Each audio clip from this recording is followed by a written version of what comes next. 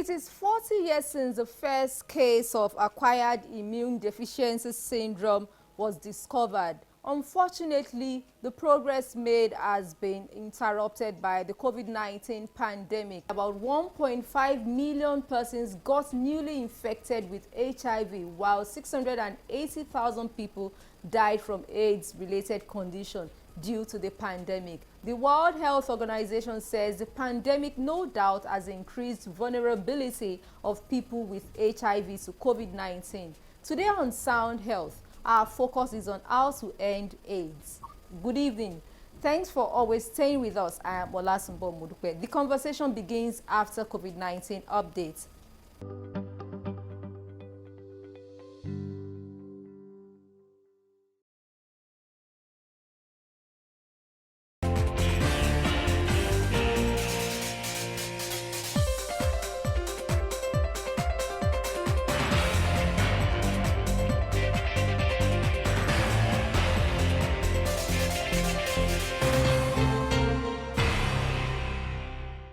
New data from the World Health Organization reveal that the COVID-19 pandemic has disrupted malaria services, leading to a marked increase in cases and deaths. According to WHO's latest World Malaria Report, there were an estimated 241 million malaria cases and 627,000 malaria deaths worldwide in 2020. This represents about 14 million more cases in 2020 compared to 2019 and 69,000 more deaths. Approximately two-thirds of these additional deaths, that is 47,000, were linked to disruptions in the provision of malaria prevention, diagnosis and treatment during the pandemic. In the early days of the pandemic, WHO had projected that with severe service disruptions, malaria deaths in sub-Saharan Africa could potentially double in 2020. But many countries took urgent action to shore up their malaria programs, averting this worst-case scenario. Sub-Saharan Africa continues to carry the heaviest malaria burden, accounting for about 95% of all malaria cases and 96% of all deaths in 2020. About 80% of deaths in the region are among children under 5 years of age. To get back on track, WHO and its partners recognize the need to ensure better and more equitable access to all health services, including malaria prevention, diagnosis and treatment, by strengthening primary health care and stepping up both domestic and international investments. Innovation in new tools is also a critical strategy for accelerating progress. One important new prevention tool is RTS SAS01 RTS-S, the first vaccine ever to be recommended by WHO against a human parasite. The Minister of Information and Culture, Lai Mohammed, has faulted the decision by the United Kingdom to place Nigeria on its red list over the new variant of COVID-19 named Omicron. Mohammed said the decision is unjust, unfair, punitive, indefensible and discriminatory, adding that it is also not driven by science. He expressed the belief that the Presidential Steering Committee will respond to the decision by the UK. The United Kingdom added Nigeria to its red list countries and enforced stricter entry rules starting Monday, December 6, over concerns of an outbreak of the Omicron variant of the COVID-19 virus. The United Kingdom added Nigeria to its red list countries and enforced stricter entry rules, which started Monday, December 6th, over concerns of an outbreak of the Omicron variant of the COVID-19 virus.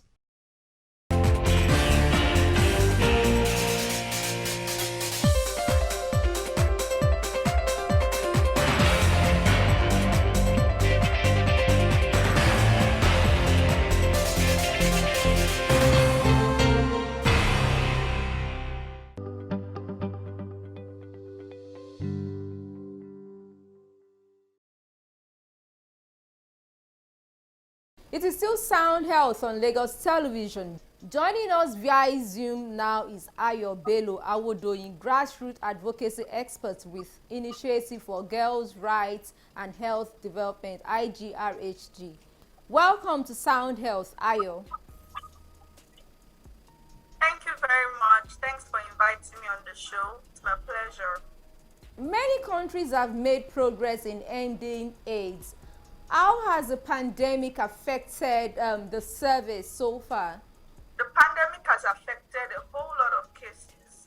Aside the loss of lives and the physical implications we are aware of, when it comes to social interaction and when it comes to harmful practices, the pandemic has contributed a lot. There's been high increase of gender violence.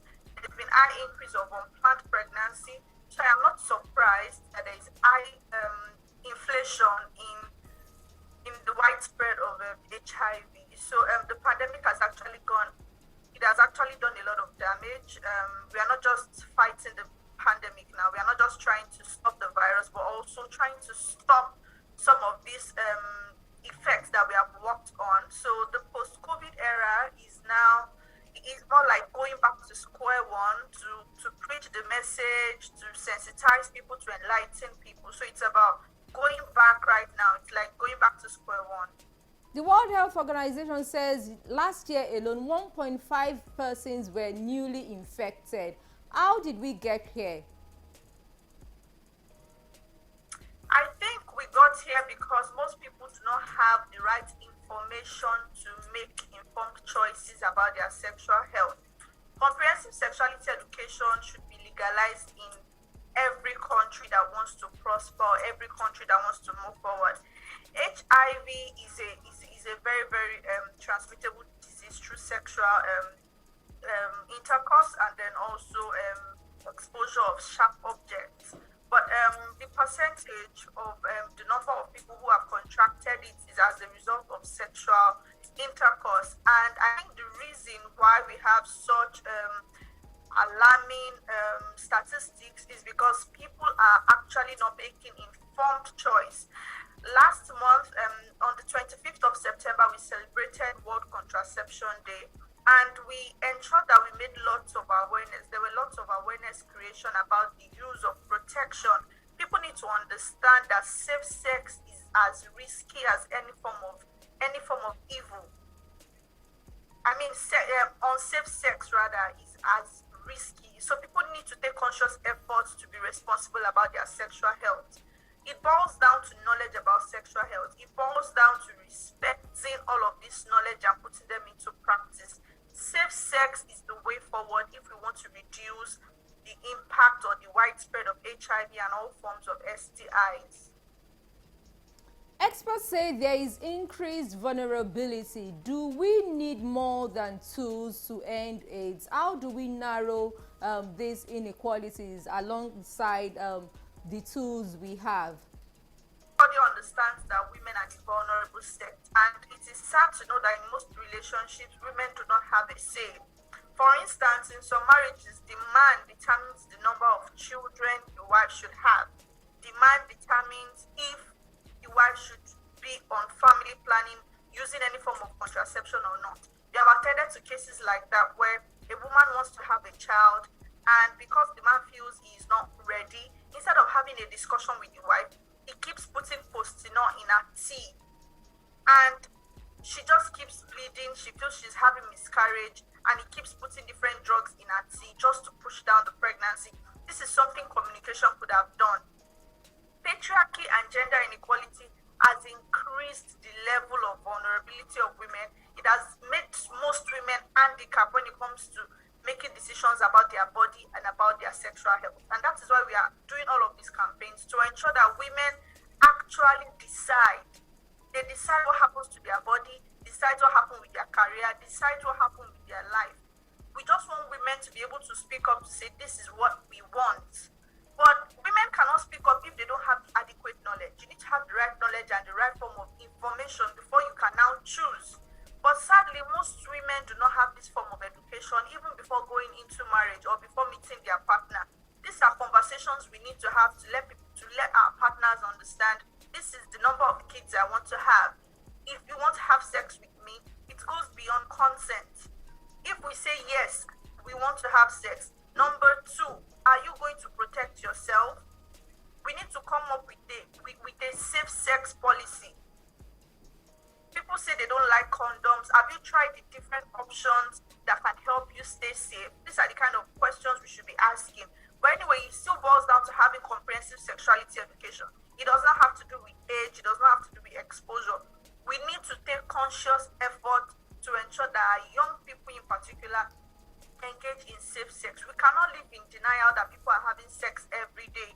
So we need to keep putting the messages on the faces of everybody, using the media, speaking on social media, and letting people understand that HIV is real. Yesterday was World AIDS Day, and there were lots of campaign, lots of sensitization on the process of contracting HIV and how it can now grow into AIDS.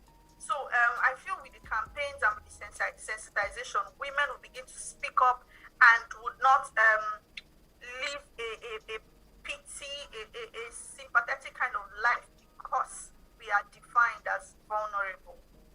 From your response, it is obvious that informed decision is key in all of this now, in bringing the statistics to zero level. Now, what other way do you think that information can be passed down to people even at the grassroots? Thank you very much. As a grassroots advocacy expert, one thing I know works well is storytelling. Storytelling is a valuable tool in every form of campaign. Survivors of HIV must begin to speak up to tell their story. They must begin to share their story and encourage others. They must be able to tell us the lessons they've learned, how they contracted the virus, and stand as worthy examples to other people. In our organization, we have a survival scheme where when we do grassroots advocacy or when we do community outreaches, we ensure that survivors are the frontliners championing this campaign. We have stakeholders championing campaigns, but there's nothing as beautiful as having survivors come out to say, it has happened to me before. When you do that, the statistics have a face. You know, it's different when you go into a community and say, okay, 5 in 10 women has contracted HIV. But when you walk into a community to say, I have contracted HIV, I have been on drugs, this is what I've been doing, this is what I wish I should have done. If I had done this, I wouldn't have contracted the virus. That way, we'll be able to have effective, positive behavioral change when it comes to the increase in contracting HIV. So we need survivors to speak up. We need people to tell their stories. Thank you. I'm going to ask you this question based on your response now. I know some state governments are doing a lot to ensure antiretroviral drugs are accessible, other essential services related to HIV care and all that. Now, no one will believe at this time, it's about 40 years since AIDS was first detected in the world. No one will believe vaccines won't be available by now. Are you hopeful of a vaccine? Because, you know, we now have a COVID-19 vaccine. Are you hopeful of a vaccine for HIV? And how do you think people can access care? Yes, thank you very much. I'm very hopeful for a vaccine for HIV. In fact, I wish there could be a vaccine people can give to babies, just like the vaccines for polio, for measles that babies have. Imagine we have like an anti-HIV vaccine, and then you give it to a 6-month-old or to a 3-month-old, and then for life you are sure that they would not contract HIV. That would go a very long way, and I just hope we just have lots of systematic issues. Apart from the issues we have from individuals who do not just want to act based on the information they have, we also have systematic issues. The healthcare needs to ensure, the healthcare system needs to ensure that there is access to information. As I've said, they've been doing all of that, but we just hope that there is a lot of distribution, and people even at the grassroots are not left behind. There are people who have HIV and do not even know that they have contracted the virus. There are people who would say that they can never go for HIV testing. At this level in 2001, everybody should be able to